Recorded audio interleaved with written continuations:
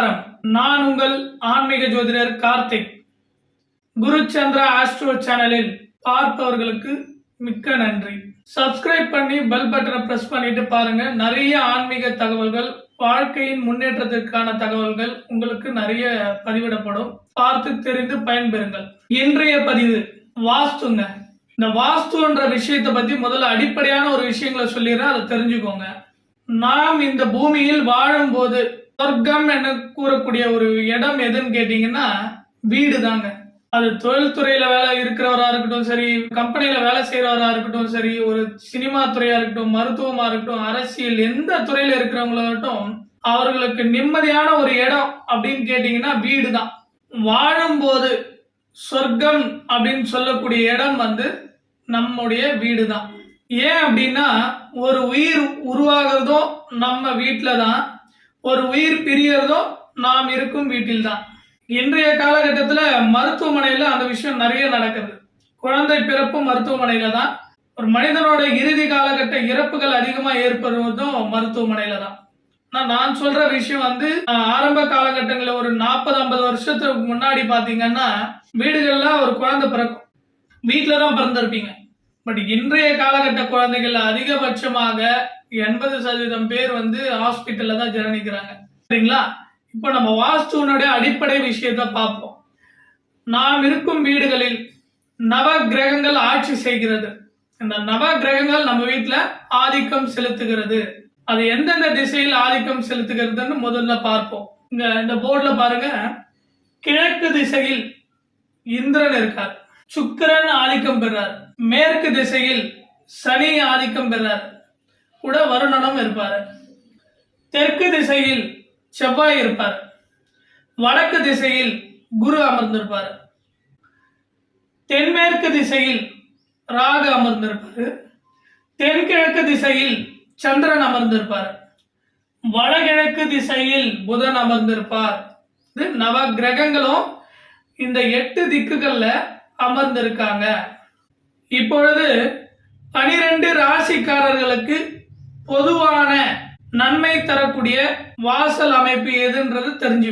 ரிஷப ராசிக்காரர்களுக்கு, மிதுன ராசிக்காரர்களுக்கு, கடக ராசிக்காரர்களுக்கு வடக்கு திசை சிறப்பாக இருக்கும். சிம்ம ராசிக்காரர்களுக்கும், கடக ராசிக்காரர்களுக்கும், துலா ராசிக்காரர்களுக்கும் கிழக்கு திசை சிறப்பாக இருக்கும் மற்றும் தெற்கு திசையும் சிறப்பாக இருக்கும். விருச்சிக ராசிக்காரர்களுக்கும், தனுசு ராசிக்காரர்களுக்கும், மகர ராசிக்காரர்களுக்கும் தெற்கு திசை ஆக சிறந்த திசையாக இருக்கும். மற்றும் கும்ப ராசிக்காரர்களுக்கும், மீன ராசிக்காரர்களுக்கும், மேஷ ராசிக்காரர்களுக்கும் தெற்கு திசை சிறப்பாக இருக்கும். இது பொதுவான திசைங்க. ஒரு உதாரணத்துக்கு சொல்லணும்னா, ஒரு வாடகை வீட்டில் இருக்கிறவங்க, இல்ல அபார்ட்மெண்ட்ல ரெண்டல்ல இருக்கிறவங்க, இல்ல வெளிய ஊர்ல போய் தங்கி வேலை செய்யறவங்க எல்லாம் இந்த அமைப்பு அவர்களோட ராசியில் இருக்கிற வாசலா இருக்கிறத பார்த்து அந்த வீட்டுல தங்கி அவங்க வேலை செய்யலாம். இல்ல நான் தனிப்பட்ட முறையில என்னோட ஜாதகத்துக்கு ஏத்த மாதிரி நான் வீட்டை அமைக்க போறேன், புது வீடு கட்ட போறேன், அந்த அமைப்புள்ளவர்கள்லாம் முன்னர் சொன்னது போல லக்னம்ன்றது ஒரு தனிப்பட்ட ஜாதகருடைய உயிர் புள்ளியை குறிக்கக்கூடிய இடம். அந்த அமைப்புல 12 லக்னக்காரர்களுக்கும், நீங்க எந்த லக்னமாக இருந்தாலும் சரி, உதாரணமாக காலபுருஷ தத்துவத்துல மேஷ லக்னத்தை எடுத்துக்கோ. இந்த மேஷ லக்னக்காரர்களுக்கு யோகத்தையும் அதிர்ஷ்டத்தையும் வாரி வழங்குபவர் அப்படின்னு பாத்தீங்கன்னா சூரியன். மற்றும் பாக்கியங்களை அள்ளி தரக்கூடிய கிரகம் எதுன்னு பாத்தீங்கன்னா குரு பகவான். இவர்கள் 2 பேருமே மேஷ லக்னக்காரர்களுக்கு சிறப்பை மட்டுமே தரக்கூடியவர்கள், யோகத்தை மட்டுமே செய்யக்கூடியவர்கள் அந்த அமைப்பு. அப்ப மேஷ லக்னக்காரர்கள் சொந்த வீடு கட்டும் போது அவர்கள் பயன்படுத்தக்கூடிய வாசல் கிழக்கு வாசலாகவும் வடக்கு வாசலாகவும் இருக்க வேண்டும்.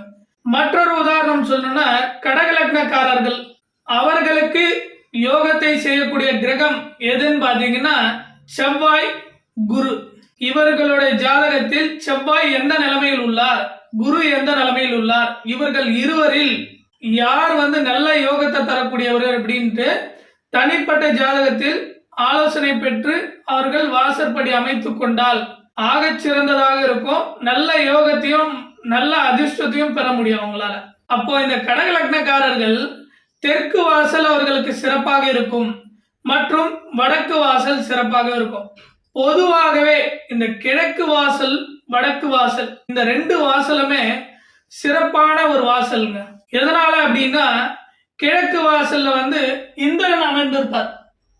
அப்ப இந்த கிழக்கு வாசலில் அமர்ந்திருக்கிறவர் வந்து இந்திரன்ன்றதுனால இந்த கிழக்கு வாசலில் வைத்திருந்தால் அந்த வீட்டினுடைய தலைமகன் வந்து சிறப்பாகவும் தைரியமாகவும் வீரியமாகவும் அவர் நினைக்கக்கூடிய விஷயங்கள் எல்லாமே தயக்கம் இல்லாமல் தாமதம் இல்லாமல் செய்து முடிப்பார். இந்திரனை போல வாழ்வார். அந்த அமைப்பு கிழக்கு வாசலுக்கு உள்ளதுங்க. வடக்கு வாசல் என்ற அமைப்பு வந்து வடக்கு வாசல் ஒருத்தருக்கு நல்லபடியா அமைந்து விட்டது என்றால் அவர்தான் உலகத்திலே பெரிய கோடீஸ்வரர் ஆவார்.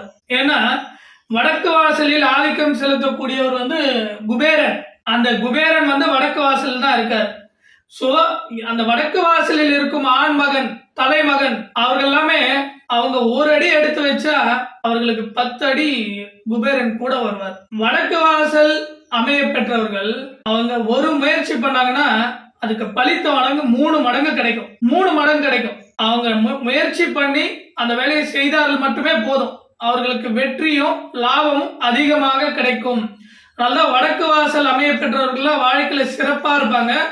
குபேரனை வந்து அந்த வாசற்படி மிதிச்சு உள்ள வர்றதும் போறதும் அந்த அமைப்பு இருக்கிறப்ப குபேரன் அவங்களோட துணையாவே இருப்பார். எல்லாமே லாபம் தான்.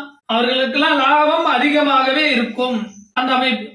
இவ்வாறு இந்த 12 லக்னங்களில் உங்களுடைய லக்னம் எது என்று தெரிந்து கொள்ளுங்கள். தனிப்பட்ட முறையில் தெரிந்து கொண்டு சொந்த வீடு கட்டும் பொழுது ஜாதகத்தை பார்த்து ஆலோசனை பெற்று வீடு அமைத்துக் கொள்ளுங்கள். உங்களுக்கு யோகமான வீடாகவும் அதிர்ஷ்டமான வீடாகவும் உங்கள் வாழ்க்கையில் முன்னேற்றமான வீடாகவும் அமையும்.